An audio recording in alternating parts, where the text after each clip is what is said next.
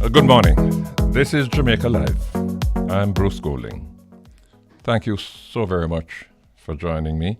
Former Prime Minister Edward Seaga once made the observation that there is no country in the world with an educated population that is poor.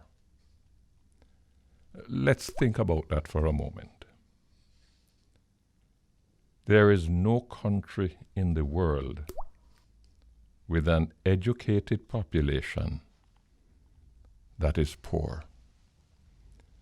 What this means is that education is the key to the creation of wealth, attracting investments, creating jobs, providing opportunities, enabling all of our people to enjoy a good standard of living, to raise their children in a prosperous environment that opens up a vast horizon of achievement. The truth is, we haven't been doing very well at it. We have over 800 primary and secondary schools scattered all over the island. We have approximately 220,000 children attending those schools. About 40,000 of these graduate from secondary schools each year. But graduate with what? 5 CXC passes, including maths and English, are what are considered to be the minimum qualifications to give a high school graduate even a fair chance at getting a job or pursuing higher studies at a tertiary institution. But the figures are going to distress you. 42% of those who graduate, and I'm putting graduate in inverted commas, that's 4 out of every 10 of the students leaving our secondary schools don't even sit the exam, the CXC exam. And they don't sit the CXC exam because in most cases, they're not up to the standard to sit the exam. Only 25% of those students who are leaving our secondary schools every year, only 25%, a quarter of them, pass 5 subjects, including maths and English. The situation is especially bad in schools in depressed inner city communities and schools in deep rural areas. In the 10 lowest performing schools, only 2.5% are able to pass 5 subjects, including maths and English. But if only 25% of our high school graduates are able to pass these 5 subjects, including maths and English, what happens to the other 75%? Almost 30,000 students, 30,000 young people leaving school each year without this basic, enabling qualification. That 75% correlates to another worrying figure. 74% of Jamaica's labor force has no certifiable skill, because without that basic high school qualification, especially maths and English, it becomes that much harder to acquire a readily marketable skill. You know, I remember when I was a member of parliament, plenty young people would come to me. They need a job. So when they come, you question them. Well, what qualifications you have? How many subjects you pass? And you would hear like, well, I only passed 2. Sometimes they say, well, I didn't take the exam. Some will tell you, well, I had to drop out of school because my mother couldn't afford it. And many of them, when I ask them, well, what skill you have? What can you do? Me can do anything, boss. And I used to have to try to explain to them, well, the hardest job to find is the anything job. Because when an employer is looking for somebody, he wants somebody who has a skill. Or if he doesn't have a skill, many employers told me that they don't mind if they don't have the skill, but if they have those 5 subjects, including maths and English, they will train them. Because with that basic qualification, they are trainable. Now, what a lot of these employers said that they couldn't deal with is someone who comes looking a job, can barely read and write, cannot divide 256 by 4, cannot make sense of a dial on a machine. Someone like that can't go on a production line, can't operate a cash register, cannot check off a delivery truck. They can't get a job. So 75% of our students are leaving high school without the basic achievement, 5 subjects, including maths and English. What happens to those? We know. A few of them manage to find a path and uplift themselves. The vast majority face a life of considerable challenges, living in poverty or on the edge of it. They batter around. Some turn to a life of crime because they see that as the only way to survive. What can we do to turn this around? I know the answers that often come, we need to invest more in education. The government is spending right now $115 billion a year in education. Sure. We really need to spend more if we had the more to spend. But if we're spending $115 billion with a B a year on education, is it possible for us to get more out of it? Is it possible for us to get better results out of it? Some will say pay teachers more because, a lot of them migrate because the salary is low. Many of them go into other areas, commerce, business, financial services. Truth is, we will never be able to compete with the private sector. We will never be able to compete with the salaries that they can get in Bermuda and Cayman and in Canada and so on. There are a host of factors affecting student performance. One is the role of parents. Too many parents just send them to school and figure that, well, thank God them get them nice pitting them out of them head. And I believe that it is the teacher's job now to deal with the educating of that child. They don't realize that parental support for the learning experience is critical as that of the teacher. A host of other factors, as I say, the level of support that the school community provides for the school. And also something that we don't like to talk about, the student's own responsibility. I don't care how young that student is, could be a prep school student. We have to instill in them from an early age that they have a responsibility as well to learn and to make an effort to learn. Teachers can teach, parents can help and support, but nobody can learn for the student, for the child. Child has to be conditioned, has to be socialized to understand that they too have a responsibility. And, we mustn't say, well, I'm too young to bear that responsibility. They do. But it seems to me that there are other things that we can do. When I look at a typical classroom today, primary and secondary, it is hardly any different from the primary classroom that I sat in, 60 odd years ago, 50 years ago. It looked the same way. Maybe the desks and chairs are a little different because they use all kind of plastic to make them now and so on. But it's much the same as what I experience.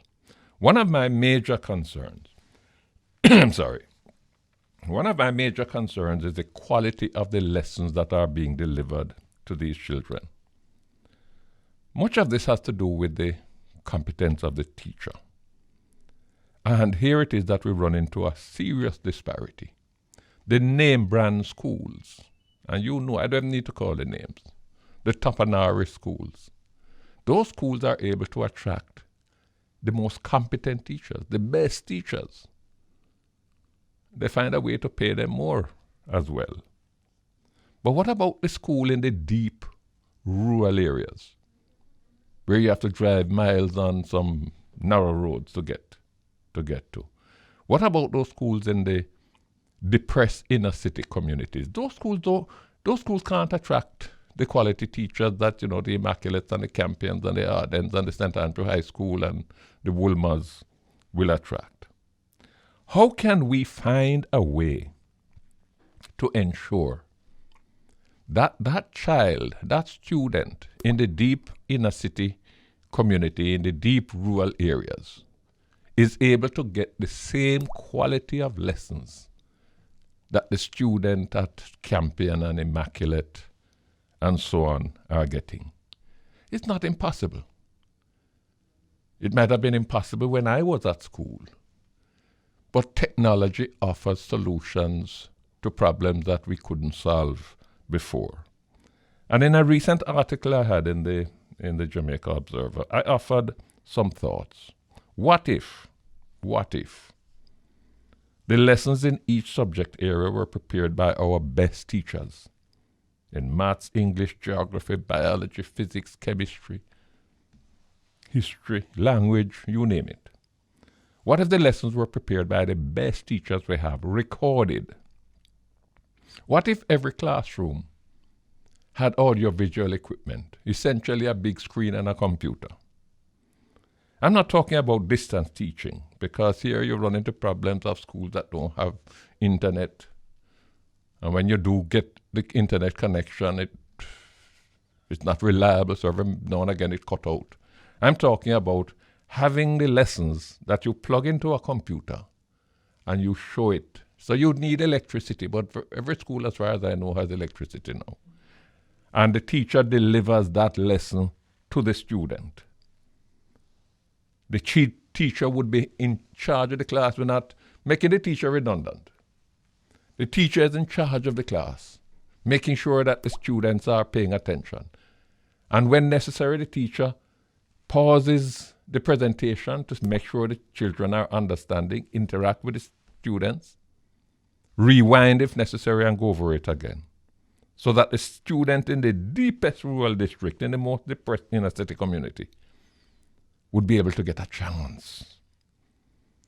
Could this make a difference in how our children learn, what their absorption rate is, what their outcomes are? Could we see students passing 5 or more subjects, including math and English, move from 25% to 35, to 45, to 55, to 65?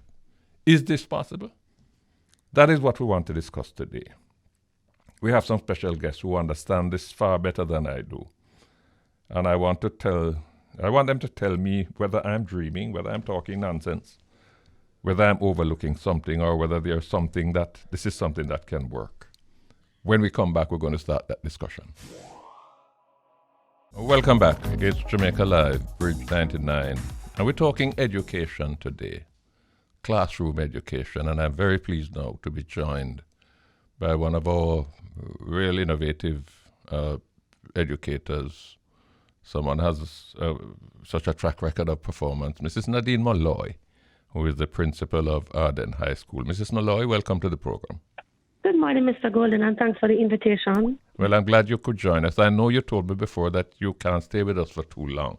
So let me try and get right to it. I don't know if you listened to the introduction to the program, but essentially, I really am concerned. You said that a student's chances in school today depends to a great extent, not exclusively, but to a great extent, on the quality of the teacher that child is fortunate or unfortunate to have.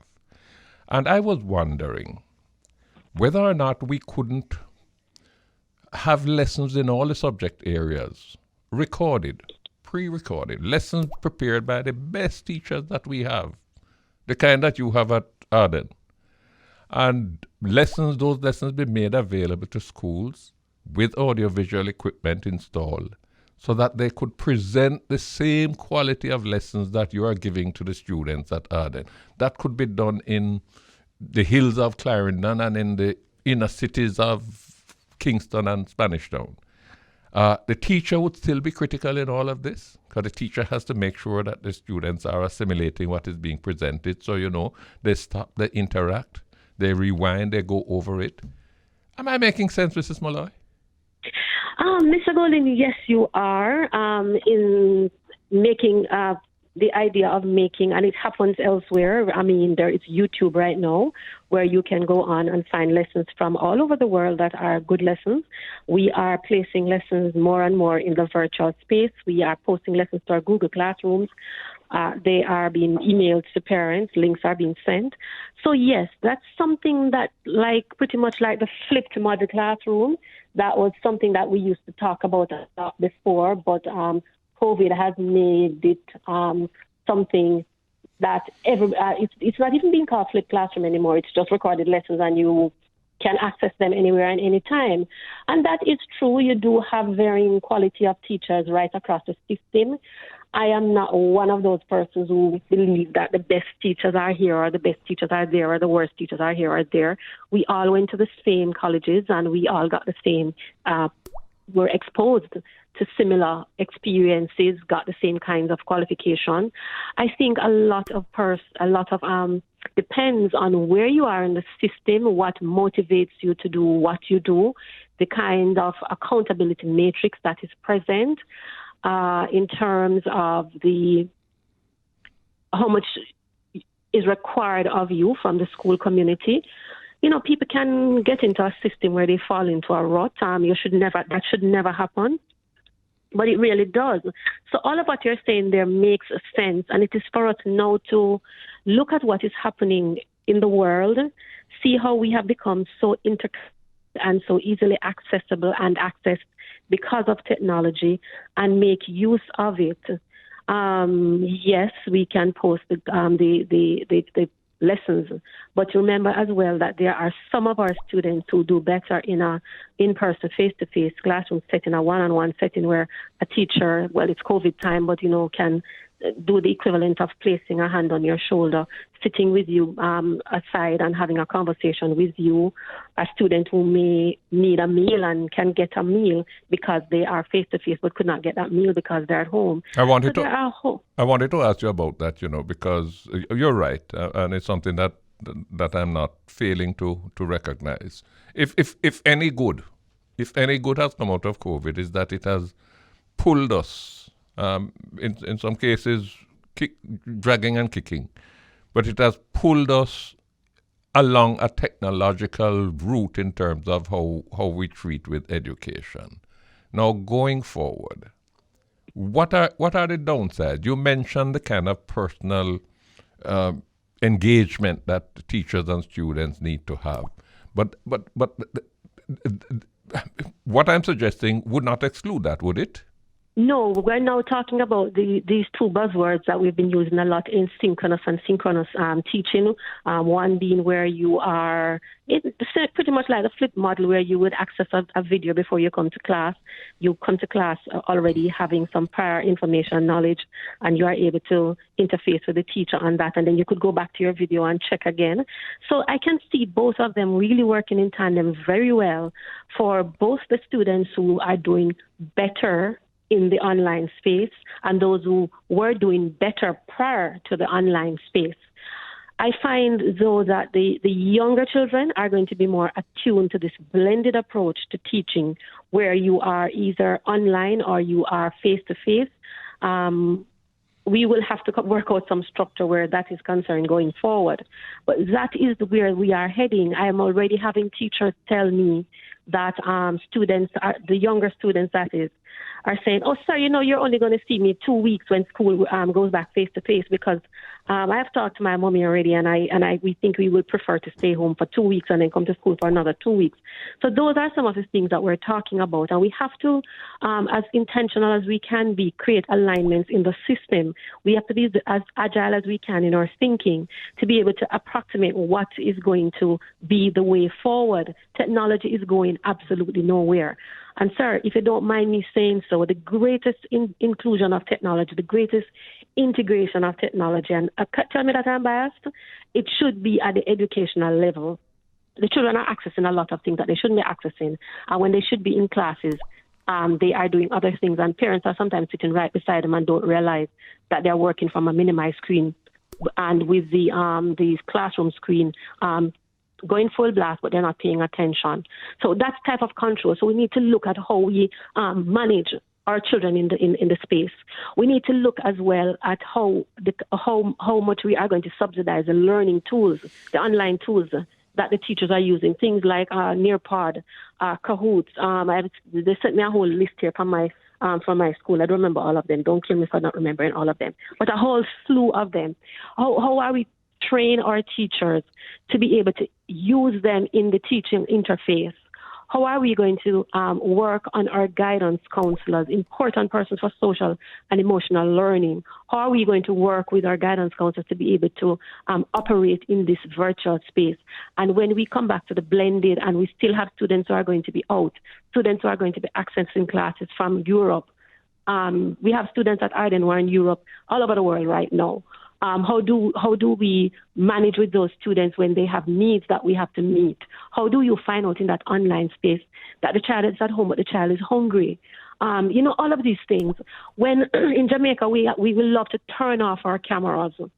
And that is part of what I think is creating this kind of isolation that we're feeling, because we're almost like we're operating in silos. Sir, I turn on my camera and talk to myself when I'm online because everybody has turned off their cameras and I don't know how to talk to a wall.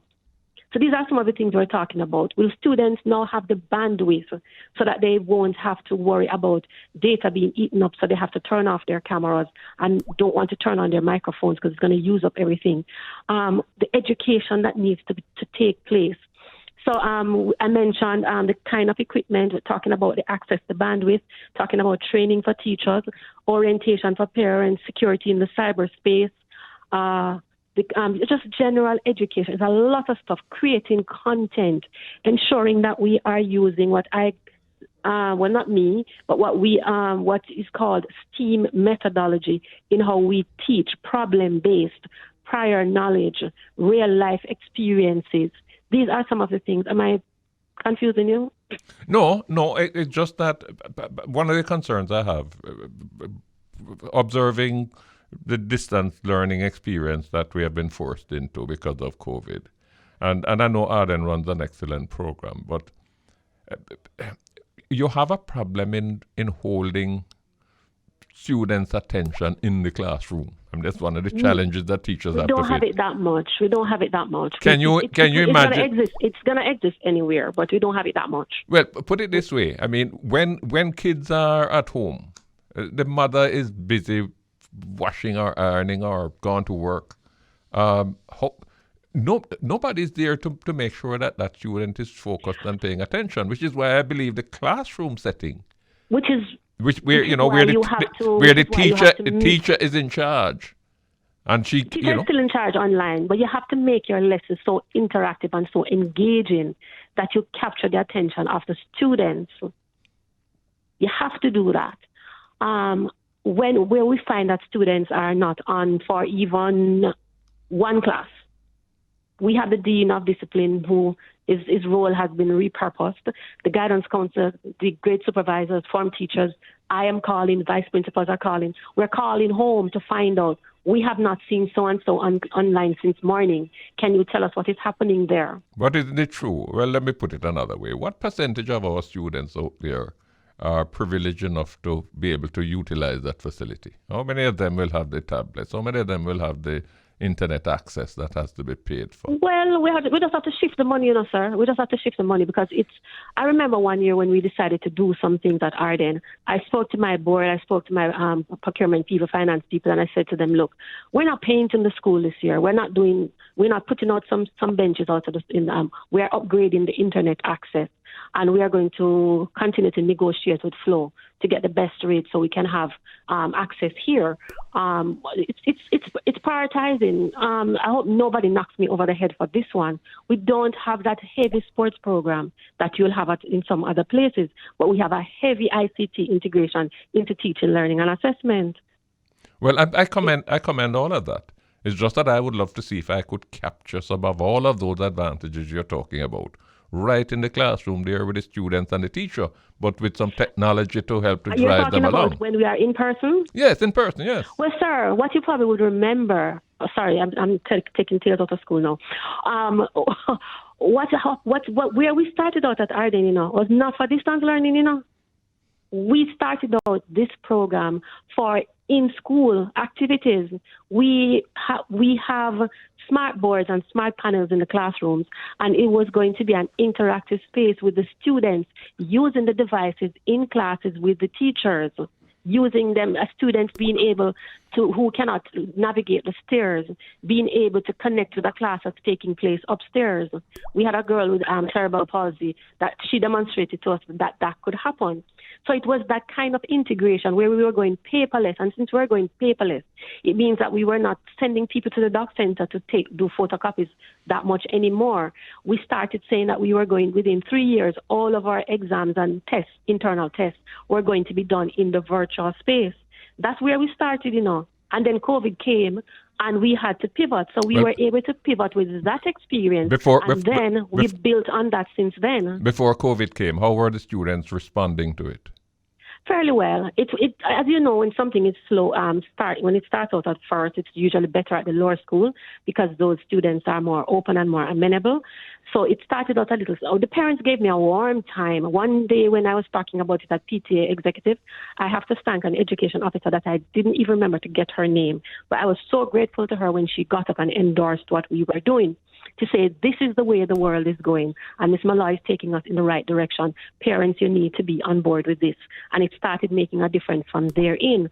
And it made a difference that the teachers had training. We came together and designed our own training activities, did our research, and trained ourselves how to operate in the virtual space, how to integrate ICT into teaching, learning, and assessment. We looked at the 3 elements of the curriculum delivery and made sure that we were covering all of those bases, and we have not stopped.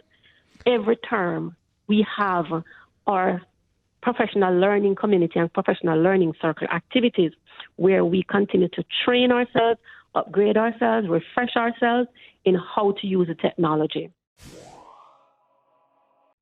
We've been talking education today. We've been talking classroom education. We've been trying to see if we can look at solutions that are available. Might not have been available, certainly wasn't available when I was at school, but solutions that are available now, which could help us to strengthen classroom performance, strengthen the learning experience. And we had a very interesting discussion this morning with Mrs. Nadine Molloy, the principal of Arden, Mrs. Taina Williams, who is an education and training specialist, and also with Mr. Winston Smith, the president of the Jamaica Teachers Association. It is really my pleasure now to welcome to the program Mr. Radley Reed, the retired principal of Campion College, one of our most outstanding high schools, and the legacy that Radley Reed left at Campion has continued to sustain its high level of achievement and performance. Mr. Reid, welcome to the program. Good afternoon, Mr. Golding. I'm very happy to be on your program. I'm happy that you have been able to join us because you know more about education than I will ever live to even read about, let alone understand. Tell me now, I quoted some figures today. We have about 40,000, I think just under 40,000 kids who are leaving our high schools each year. 75% of them are leaving school without 5 passes, including maths and English, which is the basic requirement if you are to go on to higher learning, if you are to stand even a reasonable chance of finding a job. That 75% is a interesting figure, because the last survey that I saw that was done of our labor force indicated that 74% of our labor force has no certified skill. They may have learned something. I mean, some may have been an apprentice plumber or something, but 74% of them are not certified in any particular skill. Radley, we can't build a country on this basis. And what I wanted to focus on, the COVID pandemic has forced us into online learning, and many schools have had to ramp up very quickly that learning curve. But hopefully COVID is going to leave us at some point in time. And even if we were to look at online learning and say, well, here's a new tool, there is a real danger that it may become another elitist element in our education system, because so many kids in deep rural areas and inner city communities, they can't afford the facilities that are required for online learning. So what I was suggesting is, suppose we were to have the lessons in all of the subject areas, biology, mathematics, all the sciences, everything, geography. Suppose those lessons were prepared by the best teachers we have, the kind of teachers that you left at Campion, the best teachers. And those were recorded. CPCT has the facilities, they could do the production. And those lessons in all the subject areas were available to all the schools. Suppose we were able to equip every classroom with audio-visual equipment, a big screen and a computer, because that's what you need. Suppose we were able to do all of that, and the teacher is able to present that lesson, pause that lesson when necessary just to make sure the students are following it, make sure they understand it, interact with them, question them. If they're not understanding it, rewind it and go over it again. Could that make a difference to that 25% that we're turning out with the 5 passes, including maths and English? And I'm not confining my thoughts just to the secondary school, because if we don't improve the quality of the primary school output, then the secondary school can't be expected to perform miracles. Do I make sense? You make a lot of sense, Mr. Bowling, because face-to-face is very, very important. The teacher is very, very important. All over Jamaica, all over the world, we have varying degrees of competence with our teachers, regardless of where and how they were trained. So if you had a facility described as you have done it, it must enhance students' learning. Also, it would enhance teacher learning, because it's by practice and experience that skills and competencies are improved. And so if you had a system where these lessons are properly prepared, properly documented, and the facility is there for the teachers to use it. And as you said, you could go over the lesson, you could rewind, you could use what is commonly known as flipping the classroom, in which students would take it home, go through it, and then when they come back, classwork now becomes homework, and homework now becomes classwork, and the teacher can question those students. And so this would really facilitate learning. And I like to speak much more about the primary level. Can I ask you to just pause there, Mr. Reid? I just want to welcome our listeners from New York who are joining us through Irish Jam. Education. He's already in conversation. And want to welcome them to the program. We're right now talking with Mr. Radley Reed, who is the retired principal of Campion College, and I have no doubt that there are many Campion graduates who are in the tri-state area who may be pleased to hear their former principal talking. And we're talking about how to revolutionize the classroom in order to produce better outcomes, better results. And Radley, you were going on to talk about the importance of the primary, because we can't afford to leave that out. No, that the primary school, as far as I'm concerned, is very, very important. So is early childhood. But I always say that the early childhood institutions are generally run, except for the few infant schools, but government has a direct hand in the primary school. And if the primary schools do not produce, the secondary schools cannot produce. And the use of technology at that level is very, very important. And these children at the primary level, when we were in school, talk about abacus and counting of marbles and stuff like that, the technology is there, which makes the lesson far more interesting. And the students would learn much more and much better if the necessary technology is there. But of course, along with I'm not just talking about the laptop or the desktop or the tablet. You need that, and you need the multimedia projector and the whiteboard, etc. But schools also need hands-on equipment for teaching, whether it is at the primary or at the high school. And here, because we all know that in learning, the one which we use most, hearing, gives the least outcome. Seeing is better than hearing, but the one which is supreme is by doing.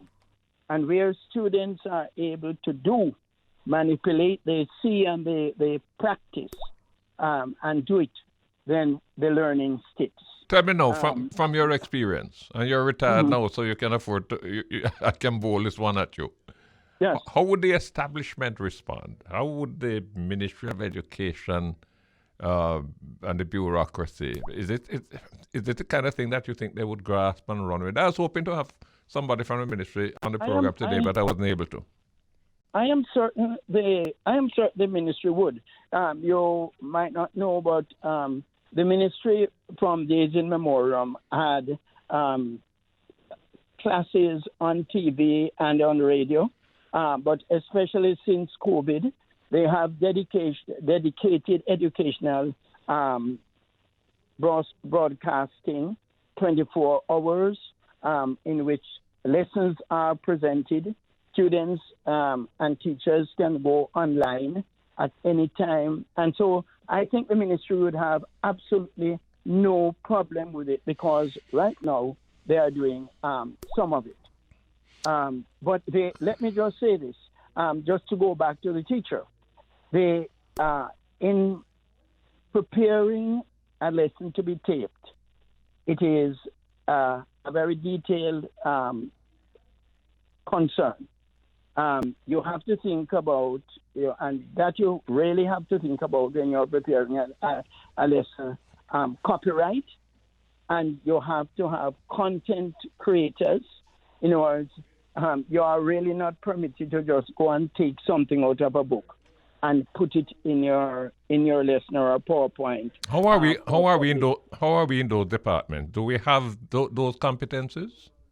Yes, we can. We have those competencies. We have teachers and we have software people who can certainly do those type of creations. I don't think there's any any problem in finding these particular creative people. For instance, I might be teaching something, say, in chemistry and electrolysis, and I want a certain diagram drawn. Then there are persons out there who can very quickly, create a type of diagram. All I have to describe it, and they create it. And so of course, with a pre-prepared lesson, which is properly prepared, properly documented, no problem with copyright, I am certain teachers would be very happy, because I can tell you this: I've been teaching for over 50 years, and before COVID, I could easily go into any classroom with my marker, and everything is in my head, and I could teach any lesson except and have my handout to give to students, or any diagram I have. But no, what would have taken me 1 hour to prepare, then would now take me 3 hours to prepare, because I have to prepare the stuff to send to the students before, for them to look at it. I have to, and for them to come to class for us to discuss it. So it takes a much longer time in preparing a lesson online than a lesson face-to-face. What has been your experience at Old Harbour High in terms of the distance learning? Because that may help me to move in the direction that I want to suggest that we should move, which is really to equip all your classrooms with audio-visual equipment. I'm not talking now about online, or even though that can be an added facility. But once you're talking about online, not every school is going to be able to step up to that, because they don't have internet everywhere. Up in the hills of Portland, for example, internet they don't have telephone signals. What I'm talking about is where you have standalone equipment. You have a big screen and a computer in every classroom. The lessons are prepared by the best teachers that we have in geography, in mathematics, in biology, chemistry, physics, you name it. And the teacher, I'm not displacing the teacher. I don't want anybody to believe that, what I'm saying is intended to disparage in any way the critical importance and the work that the teacher does. And I know they work hard, and I know that the majority of them are giving of their best. I'm trying to see if I can strengthen their capacity to deliver those lessons and to ensure that we can improve the outcome of the students. What has been your experience? And what am I suggesting is that Star Wars stuff that we must only watch on television, or is it something that can work? Thank you very much, sir, for the invitation. And I recognize that the discussion is a very fulsome one, a very, very good one. And I trust that our listeners will be able to benefit from the conversation that we are having. And you made mention of COVID first. And how is it that we have been surviving as a school as it relates to online teaching and COVID? COVID and online teaching is not easy. It has been extremely, extremely difficult. It's a number of variables that makes it very, very difficult. And one of the variables that makes it very difficult is that here it is, for example, here at Old Harbour High, we have 2,442 students. And the challenge that we're having is that we do not have 100% attendance as it relates to our students. Well, give me an idea. What level of participation do you have? Where we are right now, we are now at 59%. That's where we are right now. 59% of our students attending school. And that does not mean that it is 59% that is attending school Monday to Friday. Yes. What you find happening is that you might find a student attending Monday, Wednesday, and Friday. But it is quite alarming that is only 59% of our students online having which means that you have about 800 students that are lost. Exactly so. And that is why, for example, last week, Friday, myself and our guidance counselors and our dean of discipline, we went to Old Harbour Bay. But before we went to Old Harbour Bay, we would have prepared some information and we would have put it out in the different chats, pretty much to say to our parents and the community members, that we recognize that not all of our students are engaged and we want to help you as best as we possibly can. So we put out that information then we went. Yes, sir. Go ahead. But isn't part of that problem, Linton, the fact that some of those parents just cannot afford Well, that is what I'm going to share with you now. put their children online? That is what I'm going to share with you, because what I want to share with you now our findings by going into Old Harbour Bay. And Old Harbour Bay is not the only community that we plan to go to, but that's where we start first. And in going there, quite a number of things jump out at us. We went there with flyers. We went there to have conversation with the parents on the seaside, and it was wonderful. And I'm very, very happy that we went, because when we went there, we went into the belly of the community as it relates to education. And what we found is that we found one that is not a device. It's not just device is a challenge right now, because more of our students have devices right now, and that was what was shared with us. One parent communicated and said, "Sir, Weir, it is $1,600 that it cost me to put my child online. $1,600." And she said, "Sir, that is a pound. That is the incident cost, the internet cost.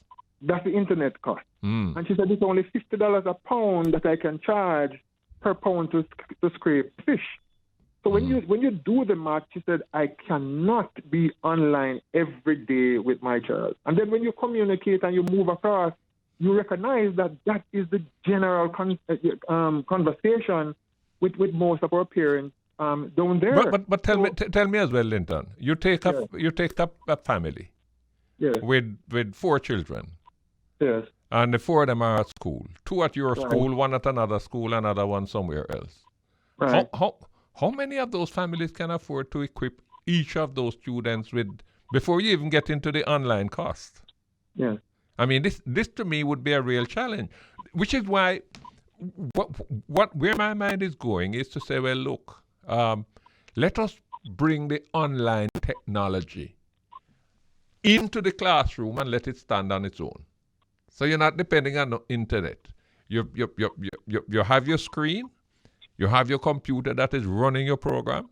You have your remote in your hand so that the teacher is fully in control of the delivery of that lesson. The lesson is something that has been prepared by the best teachers that we have. The teacher in every classroom would have been able to review it, familiarize himself or herself with it, know which the elements of it are going to require special attention in the class, because you know the student's going to have a little problem with this piece. Before COVID, what kind of attendance level you had of the 2,000 students you have? Because right now you say that 40% of them are not online. What sort of attendance you had? Before the COVID, we were way up in the 90s before the In COVID. the 90s?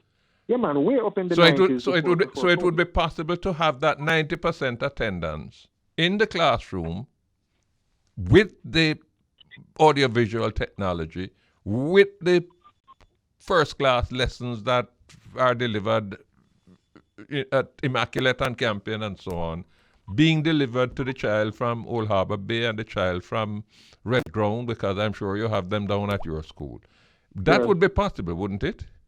No, the thing about it, before COVID, one other thing that we did here at Old Harbour High School, we placed 23 multimedia projector in classroom. 23, because that was the direction in which we had decided to go. Because when you look at it, audiovisual is very, very important.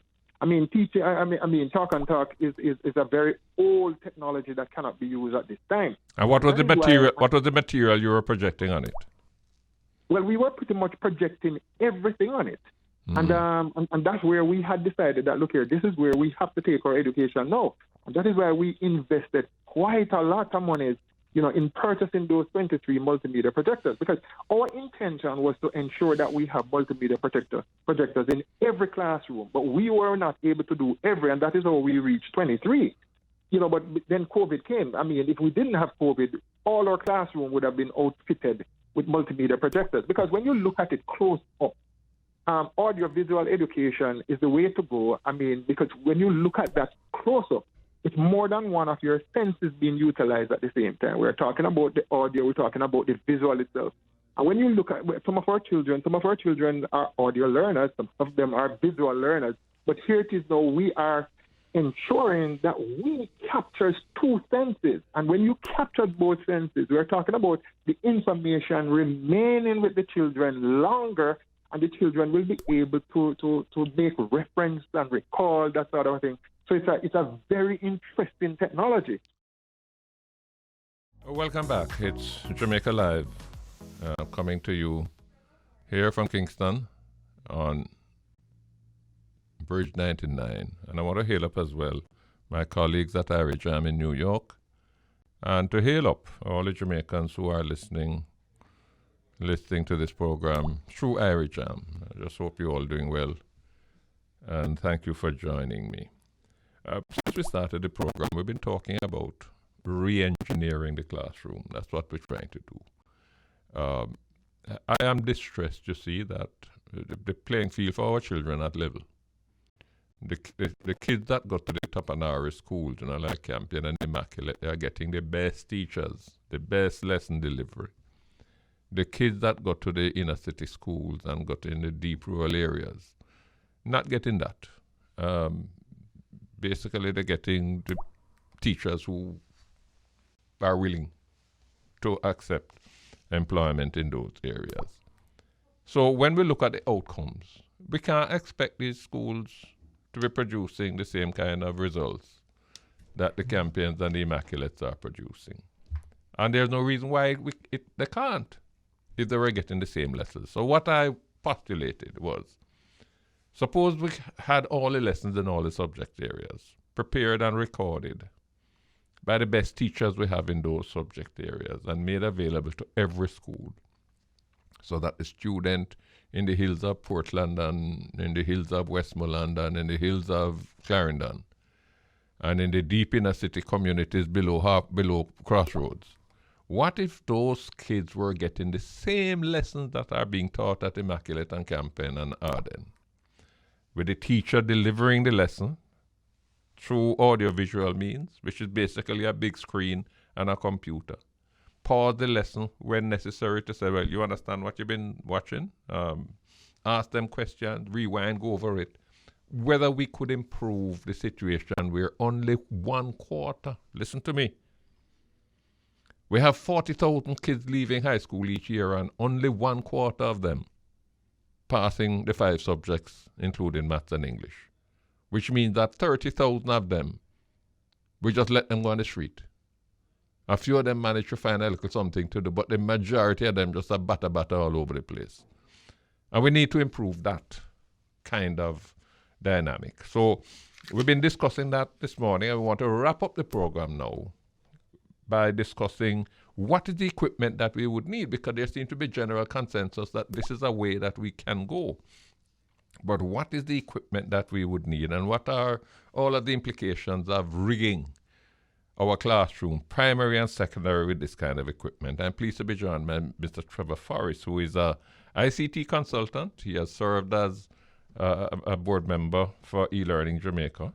And he's the best person I can think of to kind of tell us what it is that we would need to retrofit, to rig up, to fix up our classroom to be able to deliver the lessons in this kind of way. We're not talking about internet. We're not talking, because once you go there, I don't know if the school I'm up in Top Hill in Clarendon have internet service. I don't think so. We're talking about standalone equipment. And we're talking about lessons that are prepared, recorded, transmitted, put in a thumb drive, whatever, SD card, whatever, but available to the teacher to present to the students. Welcome to the program, Mr. Forrest. I'm so pleased to have you. Thank you for the invitation, Mr. Golding. Am I talking rubbish, or is this something that we can do? We have the technology can manage us.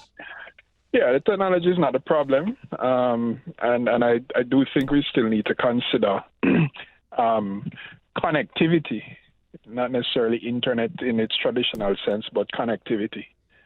But the technology is there. It's been there for decades. I think. What would if I'm a teacher in a classroom down in Hannatown? What kind of equipment I would need to be able to say, now, students, your attention please. We're about to start this lesson in geography. I want everybody's attention. Bring them to order. And then I press a button. What is the equipment that I would need in that classroom? Basic equipment, you need a laptop, a projector, a whiteboard, or, you have smart boards that can also be used. And that's kind of the basic equipment that you need in a classroom. You're talking about big money? Not really. It's relative. Because bear in mind, Yes, go ahead. We have 7,000 classrooms in our primary and secondary schools. Right. But we also had a program that equipped almost all of our secondary schools with that equipment. Already? Yes. They have it in the classrooms? Yes. Now, whether they use it is a different story, but the e-learning program, from its inception, equipped all the secondary schools with audiovisual equipment, computers, and whiteboards, projectors, and so on. But is this all the equipment that was needed? Is this for each classroom, or is it for some kind of computer lab or something like that? No, it varied depending on the schools. So for the most part, they had select classrooms that were equipped with audiovisual equipment. Teachers, to a certain degree, were equipped with devices. How reliable is this equipment? Is something that going broke down every minute? Well, obviously, in much the same way that these things, the technology does break from time to time. The schools were equipped with the devices, but they were also trained, and they had dedicated people to in case there was an issue with equipment, they could repair it, and if they could repair it, they were able to reach out to the e-learning people. I'm sorry I didn't hear this before, because I would have questioned some of those principals as to what happened to that equipment, whether or not it is something that they've been using. Well, I could tell you what happened to some of it. Yes. Some of it was used. There were instances in some schools where some of that equipment was not used. There were even instances where the equipment was borrowed permanently. But you mean them thief it? Yes. So, but one of the things you have to understand, Mr. Golding, is it is not only the technology that solves the problem. First, if you don't have teachers who are willing to use it, it won't get used. Students, boys and girls, consume learning in different ways. So sometimes the technology may be in the classroom, but that doesn't mean that they can consume what is being taught. Yeah, I was encouraged though.